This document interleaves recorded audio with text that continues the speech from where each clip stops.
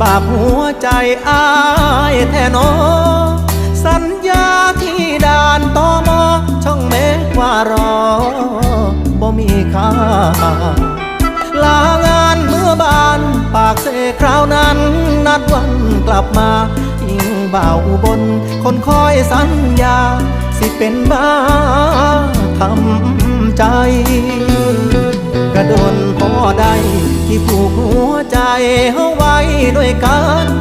สาวลาวข้ามมาทำงานที่ร้านอาหารได้เคียงไกลคือลืมไว้แท้ไปแล้วบ่แค่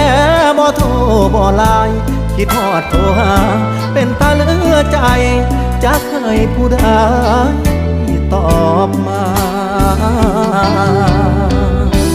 เลขหมายที่ท่านโทรหาบนสามารถติดต่อได้กรุณาโทรใหม่อีกครั้ง The subscriber you have dialed is out of coverage at the moment.